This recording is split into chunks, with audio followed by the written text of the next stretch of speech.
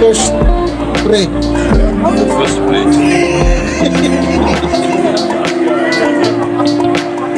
My brother likes it. Salah. Yeah.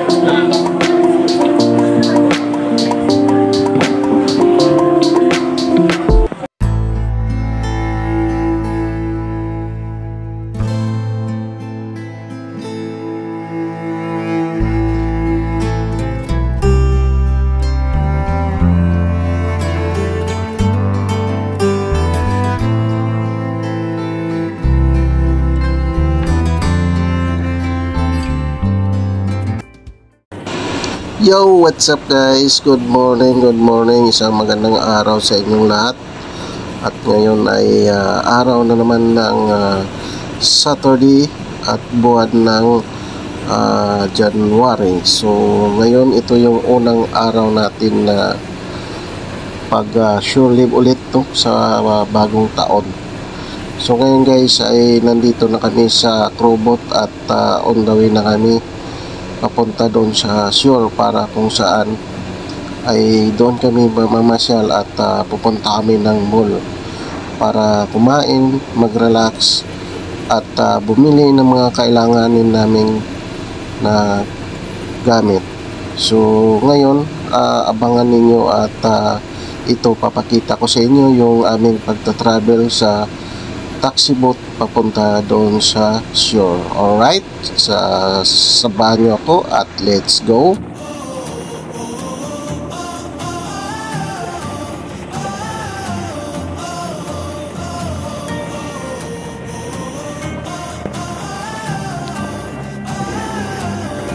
So ayan guys, dumaan lang kami dito saglit dito sa ibang kasama naming barko, no, at nag-pick up din ng crew na sasabay sa amin palabas. So bali isang biyahe na lang din, no, dahil isang company lang din kami, dinanan na lang namin. At dalawang crew din ang nag-shore leave papunta doon sa tabi. So kasabay na namin sila at ito, takbo na kami papunta doon sa tabi.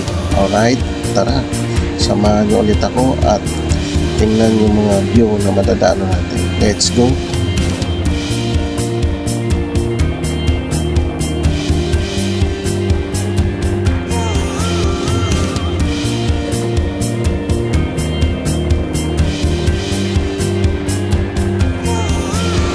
Ito pala mga boss, ito yung katabi ko. Ito pala yung aming kapitan. At isa siyang Russian nationality at kausap niya yung isang chief engineer, no, dun sa kabilang barko na dinaanan namin. So parehong lahi lang sila at ayan, nagmamarites lang dalawa. So ako wala lang akong pakialam sa kanila kung anong pinag-usapan nila. At ito tuloy-tuloy na lang kami. So walang pansinan dahil siyempre maingay din sa Crobot at yun, tahimik lang kami at relax hanggang sa makarating. Ayan, kinakausap niya ako niyan pero bihira lang ako sumasagot sa kanya kasi maingay nga at mahirap din na intindihin yung English niya, no, yung salita niya. Kaya kausapin ko na lang pagdating namin doon sa tabi at doon kami mag-usap kung saan kami meeting place mamaya pagbalik namin, kasi balak din nila na mamamasyal at bumili din ng gusto nilang kailanganin. Alright, so tuloy-tuloy lang tayo.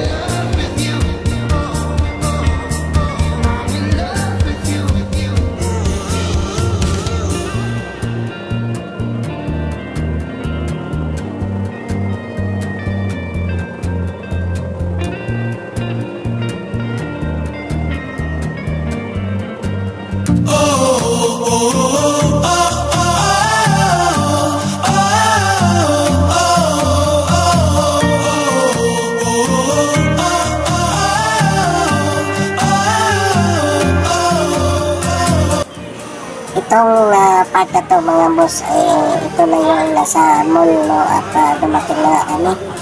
At kasalukuyan ay pumapasok na kami dito sa mga mall at naghahanap na kami ng aming mabibili at kung ano pwede namin bili at para doon sa aming mga kakailanganin. So ayan, paakyat na kami ng escalator at ito ay yung Lucky Plaza Mall. Bili-bili muna ng mga gamit, konti at gala-gala din, no? Pa-refresh lang tayo. So, mamayang hapon pang balik namin sa barko at sabay-sabay naman kami. Kasama kong lumabas yung kapitan at saka second engineer, ibang lahi. Tapos bali, 4 kami na Pinoy lumabas. Yan. Kaya yung mga kasama ko nagpadala ng handol. Dala siya ng pera, tapos kami mamaya pagkatapos na magpadala ng pera, lakad-lakad muna kami at maghanap kung ano man naman lang mabili natin. Pagdating ng hapon mamaya, sabay-sabay na kami pabalik sa barko. So ang meeting place naman namin ulit ay doon sa Clemente Station, kung saan ay doon kami nag-meet up pag halimbawa ay pabalik na kami ng barko. So magkita-kita kami doon ng kapitan mamaya. At isang siya sakaya na lang pa ulit ng West Coast ko. Ng Sabado, marami. Konti pa yung tao, no? At maaga pa naman, mamaya, siguro hapon, dadami yung mga tao dito kasi alam mo naman mga kababayan natin, mga OFW. Tuwing Sabado, Linggo lang din yung labas nila. So ngayon ay Sabado, medyo konti pa, no? Pero pagdating ng Linggo, yun, maraming nagbibigay ng mga kasama natin, mga OFW. So, ayan, pero kahit na ganito, masaya pa rin kasi ito lang yung time na makapag-relax tayo. So, ayan, nakakay lang namin yung isang kasama namin. At yun, nagpapadala ng pera. So dito ay sunod-sunod yung mga remittance, mamili ko lang. Alos dito naman ay mga majority mga Pilipino yung mga nagbabantay. Abang-abang na lang mamaya kung saan kami nakarating nito.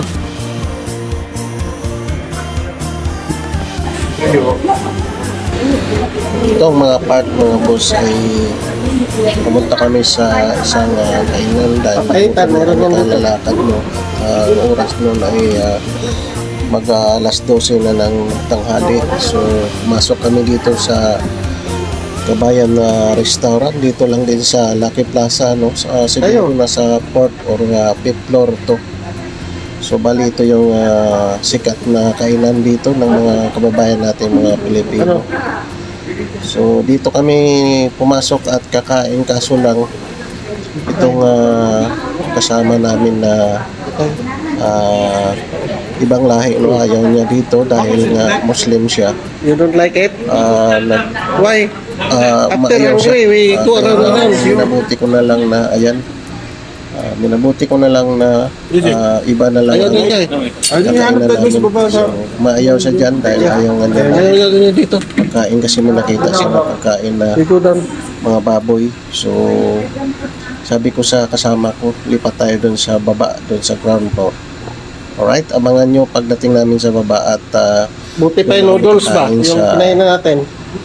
May pinaka ground floor. So tara. Dito. Baba. Ay, dito.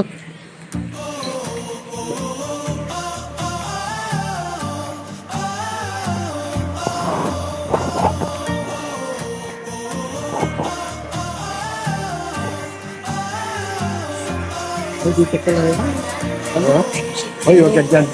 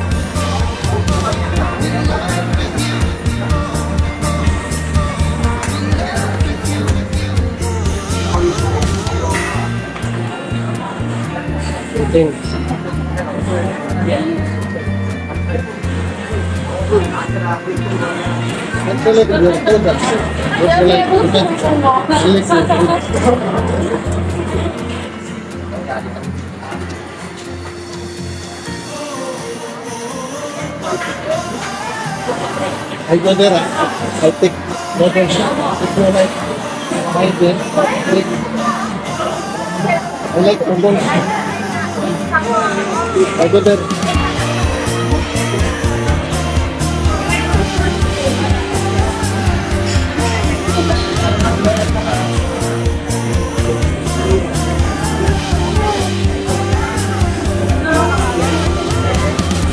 Long time go there.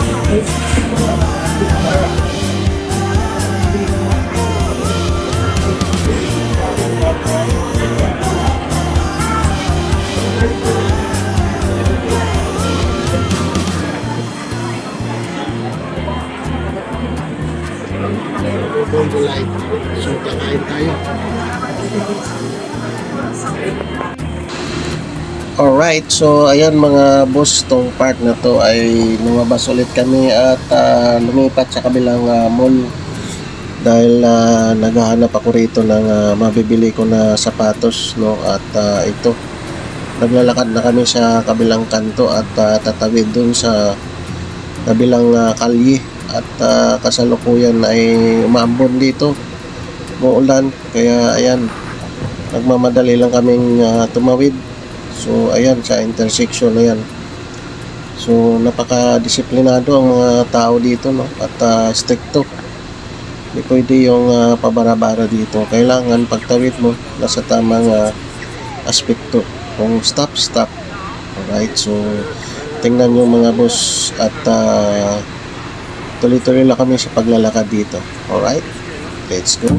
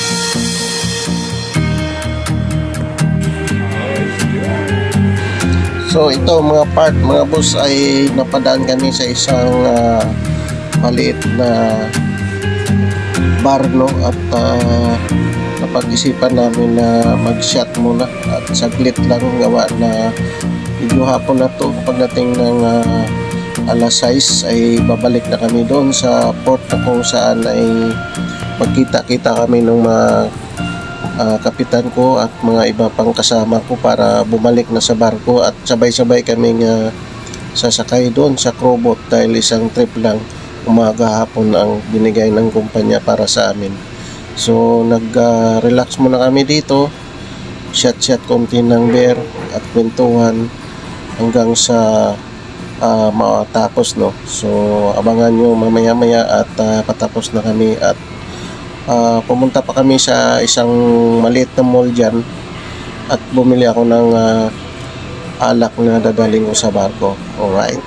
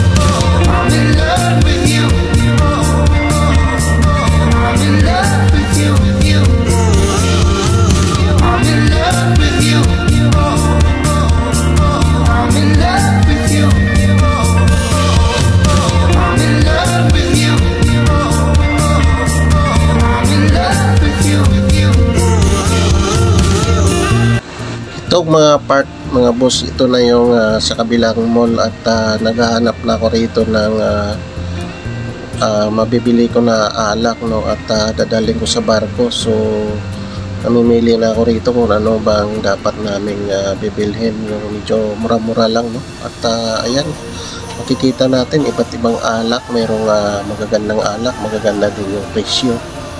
So ayan, at malapit na matatapos to mga boss at ako'y magpapasalamat na sa ating mga solid supporter dyan. Yun, sa mga hindi pa nakapag-subscribe, paki-subscribe na lang din yung ating munting channel at pakihit ang ating notification bell icon.